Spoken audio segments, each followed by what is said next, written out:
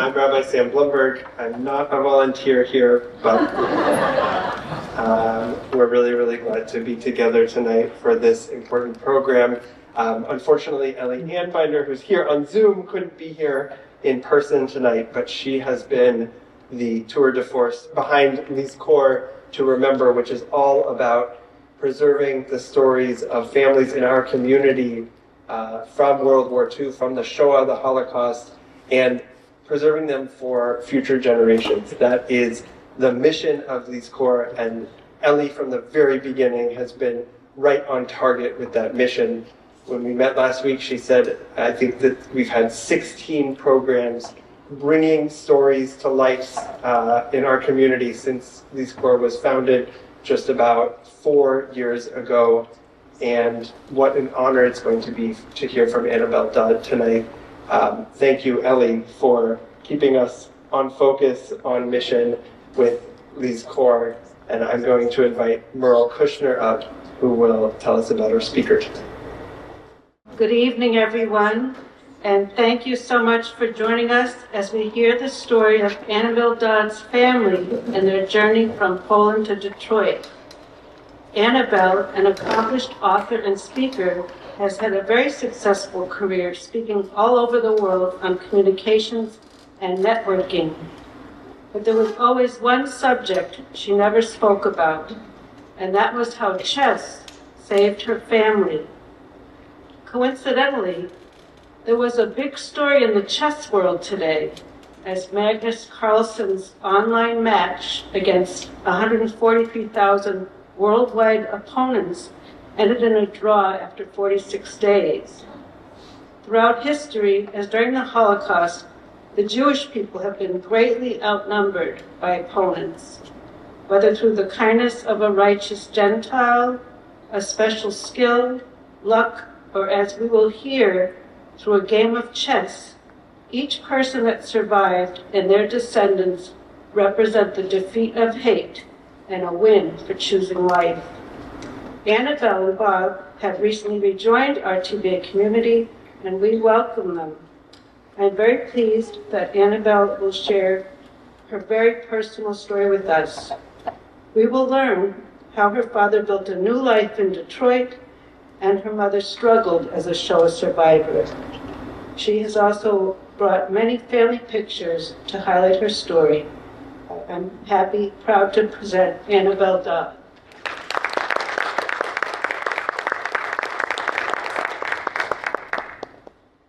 Thank you, Meryl, for that very generous introduction.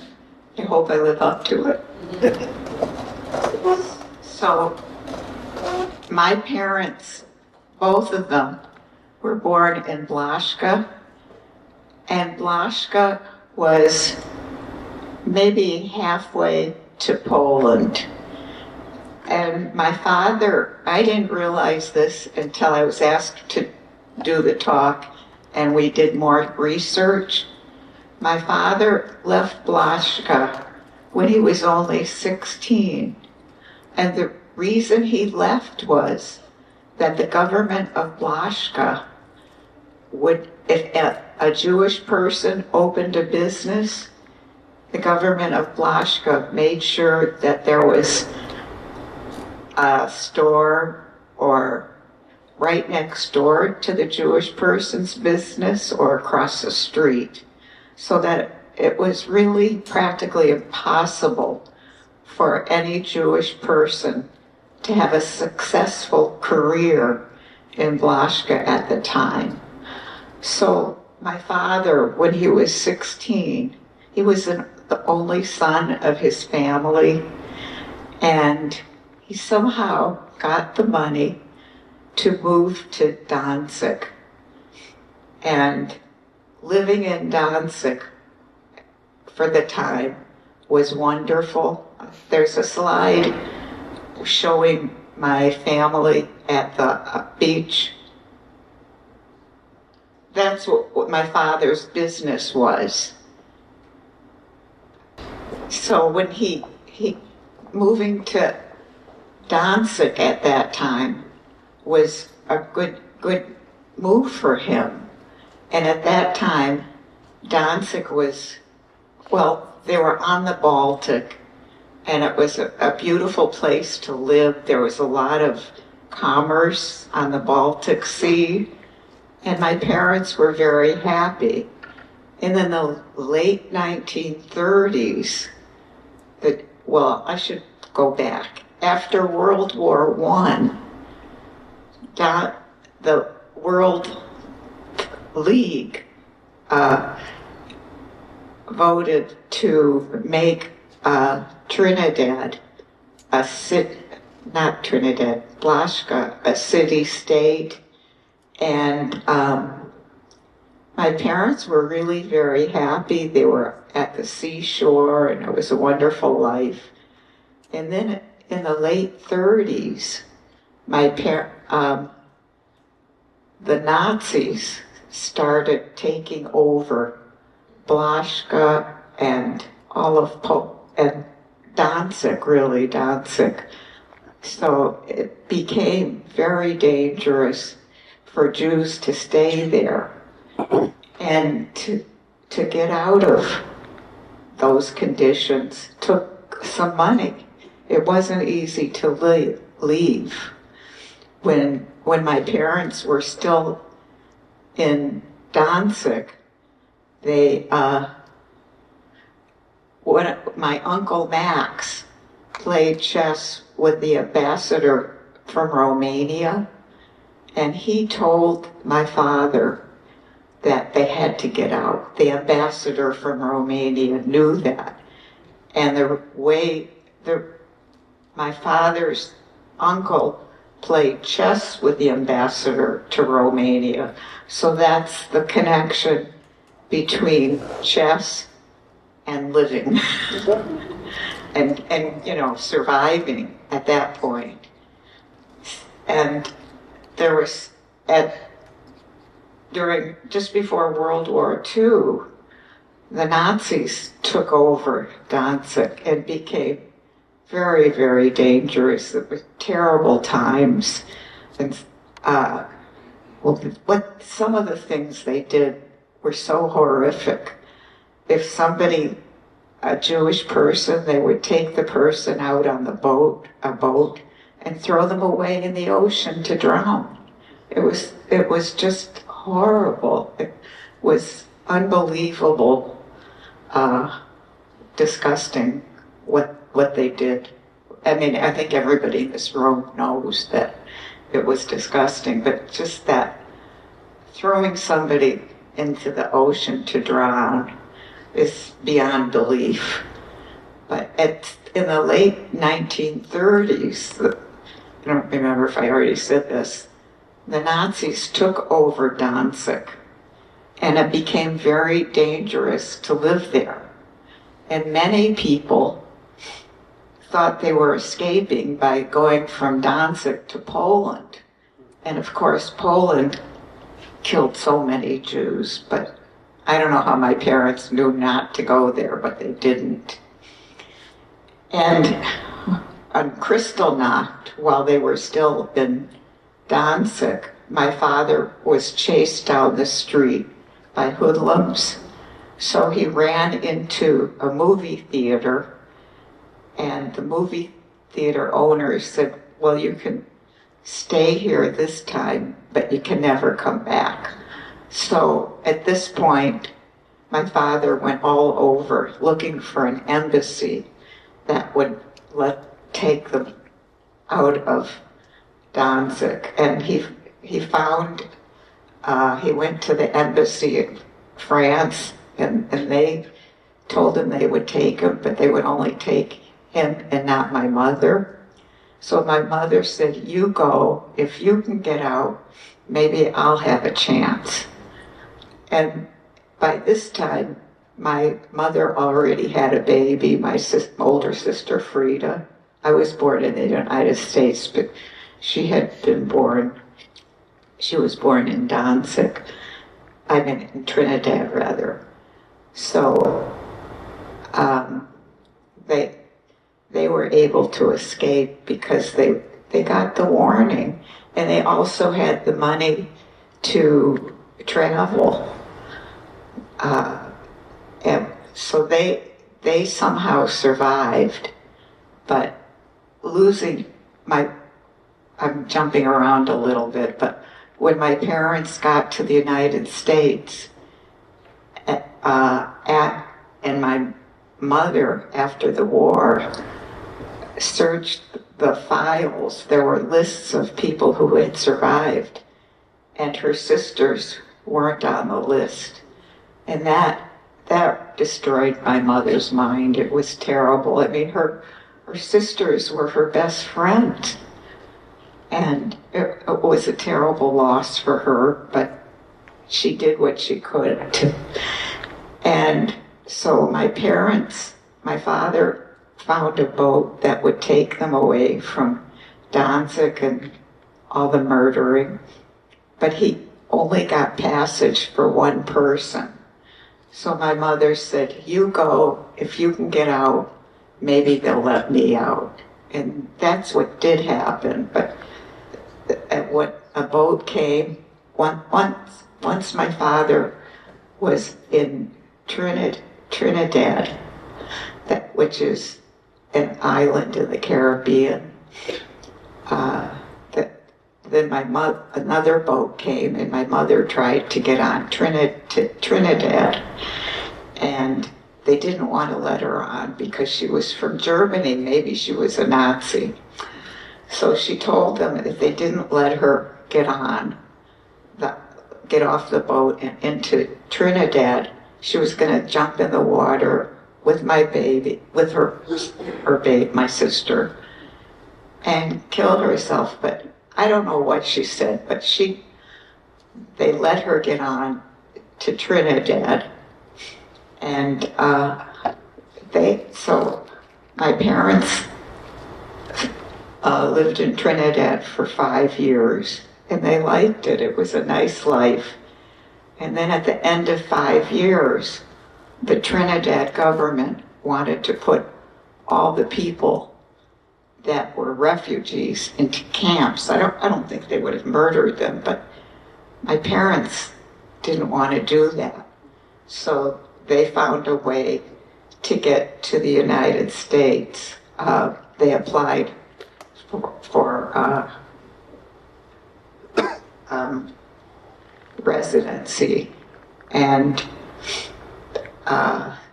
the American government, as opposed to what's happening now, let them apply to sorry, I have to check my notes. Trinidad, I don't know if everybody knows, it's in the Caribbean. And so they lived in Trinidad for 5 years, and it was a good life. I remember my father saying about my mother, "Oh, mother dressed Frida, my sister, like a princess." But maybe she did. And they put her in a private kindergarten, and life was good. So at the end of 5 years, they wanted to put all the refugees into a camp. And that's when my parents decided they were going to go to the United States. And when they got into the United States, they had a sworn statement that it was too dangerous, they needed asylum, and in a different way than today, they gave it to them, and they were able to get into the United States. It was just lucky that they had money, they knew what to say, But when they got to the United States on the special permit, after the war, my mother discovered that her sisters, which were her best friends, had all perished. And I think she had 3 sisters, and she never got over the loss of her sisters. When I was just 7 years old, I remember her going around the house saying, my beautiful sisters. And she would say something like, I want to go to Deirdre. I think I interpreted that as you didn't want to live. It was really very hard for me that happened. And then in the United States, my father and my Uncle Max opened a dime store together. I don't know if anyone's familiar with Detroit, but it was on East State Fair. And my father had a store with my Uncle Max. He unfortunately died. I think it was a heart attack the first year they were there. So my mother lost another person. But my father ran the dime store, and I remember all of us took turns working in the store, and I would always try to get some candy when we went there, and I usually could get it. And I have another memory of Detroit. After school, my mother always baked the same cookies every time. And I thought, oh no, not another cookie like that. And now I think, oh, I wish I could have those cookies. But so the first years in Detroit for my parents were good. At one point, the city of Detroit tore down all the houses on one road to make a thoroughfare. So my father lost a lot of his customers. And then, but he carried on, and people broke his windows, and things weren't great in the store. The neighborhood changed, but my mother got some of her best recipes from the customers. She was happy working in the store, and after about 2 years, she got a driver's license. So she'd wake up in the morning, make lunch for everybody, clean the house, wash the clothes, whatever she did, and then at noon she'd bring lunch to my father and stay and help out in the store, and maybe if we were around the kids, we did too. And it was a nice life. And then as the neighborhood got better, some hoodlums came into my father's store and told him that they wanted all his money. So he said, I have to go to the back of the store and get my money. So he went to the back of the store. Instead of getting his money, he got a yardstick. And he came back in the store while the thief was holding a gun up to my mother and started hitting them over the shoulders with the yardstick. And they ran away, so that made him decide. I think that was the decision that he thought, okay, it's time to move to Florida. They had bought a condominium there. And living in Florida was the happiest time my mother had. She had friends, and it was a wonderful time. But sadly, when she was about 60, she got dementia. It had been too much for her. All that they went through, losing her sisters, especially losing her sisters. But my father, he carried on after his mother died. He told me he was never going to go to synagogue again, but he did. He went to all everybody's bar mitzvah, no matter where or when it was. He was so happy to do that. And then later on, when I wrote those books, he had only had an 8th grade education.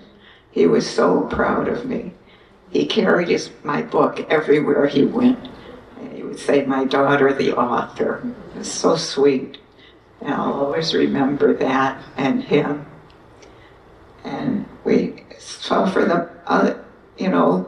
when my mother got dementia and then she died, my father said he wasn't going to go to synagogue or do it. He was devastated. But he got through it, and he always wanted to be busy. After he closed the store and moved to Florida, he was the only one that in their circle that knew how to drive. So he would give everybody rides, and in return, a lot of the women would bake something for him or get something.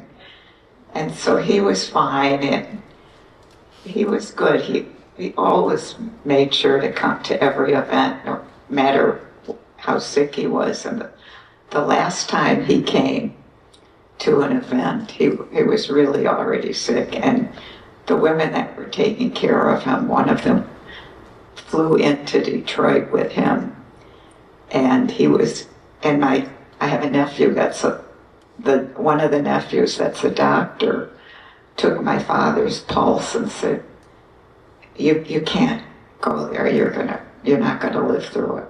But my father said, I'm going. And he went, and he did fine. But I mean, he did die not too long after that, but he lived the way he wanted to live. And I remember when he died, he said, I'm okay dying because I always knew what I wanted and I always did the right thing. It was very sweet. He was 93 years old, and I still miss him. And my mother, they were so remarkable. I think I forgot to talk more about what happened in Danzig, and so many people were murdered that it was just, let's see, somebody, well, it was, they were so horrible to the people of Danzig. Well, some of the people in Danzig tried to escape to Poland, which was even worse than Danzig, and that was terrible. And I remember just reading recently that the Nazis,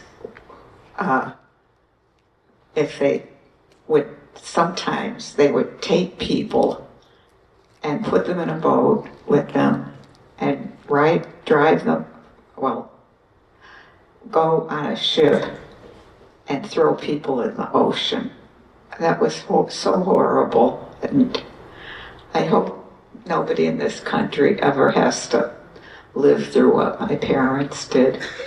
They were amazing, and I miss them both today. Thank you so much. Feel free to ask questions.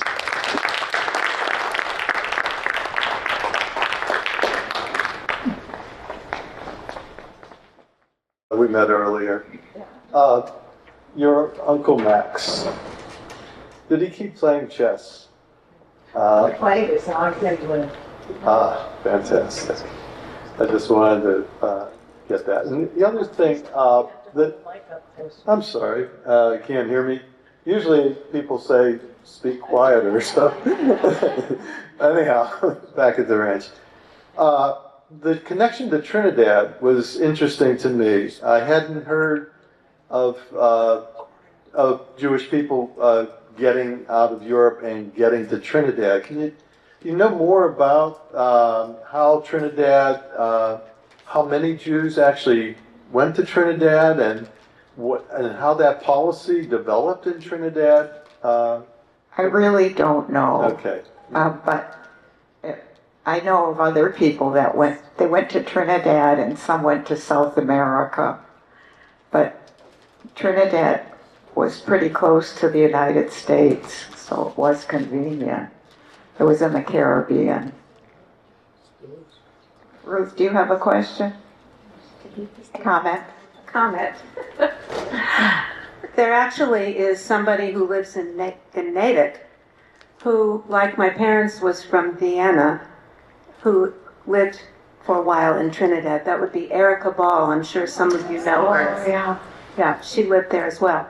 But an interesting Framingham's angle to your wonderful presentation.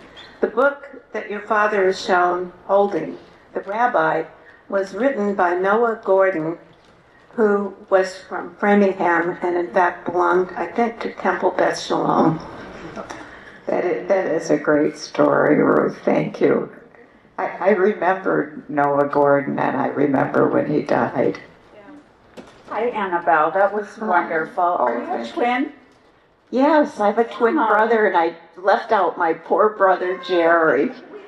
They look like the same size because I'm a twin too. Oh, that's right. And I was really. You have a twin sister. I do, yes. Yeah. I was so touched by your story, your love for your parents, and they would be so proud of you for carrying on this history the way you have, and that's all. Thank you so much. beautiful I appreciate you telling coming. this story. It was hard for me.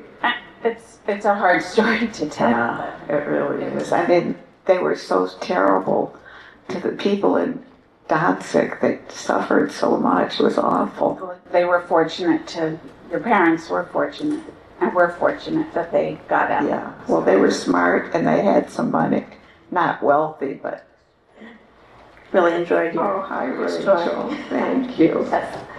I want to just mention, Rachel, you did a lot for this program. No problem. I'm just interested in what it was like to be a child of Holocaust survivors. It was really very hard. My mother was so depressed and so sad about her sisters. It was very hard for me. I think what I'm curious about is some Holocaust survivors didn't want to talk about it at all. But you certainly have some information, so it sounds like there was some conversation. Can you talk a little bit about that? What do you mean? I mean, they were open about what happened. Did they, Well, my mother was so sad. She just talked about it all the time. My father didn't say as much, but he didn't hide it. But your point is well taken. I have heard that some people got so traumatized they wouldn't talk about it. But we did learn. Well, some of what I said today was based on research about Danzig and the aftermath and how much they suffered. Was there any other family that got out besides your parents and your Uncle Max? In my family? Yeah. I'm not sure. I don't remember any, but there probably were. I moved from Detroit to Framingham when I married Bob. That was the best thing I ever did. Hi, I'm also a family of Holocaust victims. My aunt came over, my father's family came over when she was 5, he was, I think, 8 or 9. And her best friend in kindergarten that she went to school with did not survive. And she suffered her whole life with survivor's guilt. So I'm thinking that that's what Mom might have also experienced, was a survivor's guilt. I think you're absolutely right. That's a good point. Yeah. The other thing I wanted to share is my husband is a dentist, and we read the book, The Dentist of Auschwitz, and there was a Jewish fellow who was in dental school, and he was taken, and his father said to hide or something, and his father said, take your dental supply box. Well, what am I going to do with it in a concentration camp? His father said, take your box with your dental supplies. It may save your life. And it indeed did, because he did dental work on the German soldiers. That's amazing. So Thank you it so did much. save his life. That's so many interesting stories. I've never heard anything like that. Yeah, it's a book, The Dentist of Auschwitz. Oh, So, yeah. well, thank you for that. Thank you for sharing. Thank you so much, Annabelle, for sharing your family's story with us tonight. If I recall correctly, this is the first time you're sharing your family's story in a public forum, is that right? Yes. Can you tell us a little bit more about It was hard for me. Can you tell us about what was it inside yourself that spurred you on to do the research that you did and put this all together and bring it to us tonight? Well, I read an article, and I think, Ruth, you read it too, about survivors and keeping the memory alive. And that, I mean, it was hard for me today. But I think it's important for people to remember. And I hope nobody in this room, or really anywhere, has to go through that. It was It's terrible, and there are so many countries now where they're killing the other side, and the other side kills them. I mean,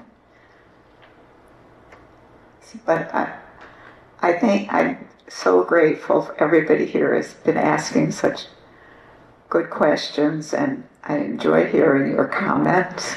And if there's any more, I'm ready to listen. I'd like to respond to my daughter's question about the effects on the next generation. My parents were survivors also. They were not in camps, but they were refugees. But I will mention that since 1970-something, Annabel and I have been walking or running every Sunday, and I would say 90% of the time, at some point, we bring up the Holocaust, the memories, the impact. It's really always there. And our parents were really lucky, but it doesn't go away. No, it never will. Thank you, Ruth. Thank you for sharing your story. You mentioned how your father at one point said maybe he wouldn't go to temple anymore, but then went to all the bar mitzvahs. But I wondered, if you had any idea of what your parents' practices were while they lived in Europe, and how they may have changed over time, being in Trinidad and then the United States, in terms of going to temple or rituals at home. When my mother died, my father said he was never going to go to temple again, but of course he did. I don't know how, it was hard. My father got through it okay, but my mother just never got over what happened, losing her sisters, and she got dementia early in her 60s. It was very sad, and it was a hard time for my father when she died. Did you celebrate holidays at home, or light candles, or belong to a synagogue? I just wonder, because some people, having survived, are questioning the existence of God, or feel to have their Jewish identity known in any way could be dangerous, and other people, make different choices or feel their religion sustains them. So I just wondered, for your own family, what you had experienced. I don't recall anybody trying to hide the fact that they were Jewish, but I know sometimes it was uncomfortable because people had some odd comments, but did you ask how we celebrated? Yeah. Oh, okay. Well, we try to celebrate every holiday, and some of us have moved further away than others, but we always manage to get together. We don't light the candles, and I'm not sure I even believe there is a God, but the Jewish religion means a lot to me, and I'm happy that my children, a couple of our kids have married people that aren't Jewish, but they still celebrate the holidays with us, and to some extent they keep their identity. I just want to share with you, so our son actually went to a school, was state school in Southborough, and Mrs. Munzer, I don't remember her first name, she and her husband were survivors of Auschwitz. You can see the tattoos on their arms. And she went to the school that had very few Jewish children. Yeah, the faith school. Yeah, and she taught Hebrew. Oh, I'm sorry. All right. I don't know. Did everybody hear me? I have to repeat. Yeah. Okay. And he was getting quite an education. Not only was he learning Hebrew, but he was learning all about survivors and actually meeting survivors of the Holocaust. And one story I remember is that she had shared, she said it was awful because as a young girl, they experimented on her. Oh, that's terrible. Yeah. Do you know what they did? They sterilized her, yeah, and did so that she wouldn't have any Jewish children, yeah. So it was, being a part of this, Our family, came here before, but just to know people that had been through such horrible existence and survived. Well, are there any more questions or comments? Thank you all for coming. It was a question.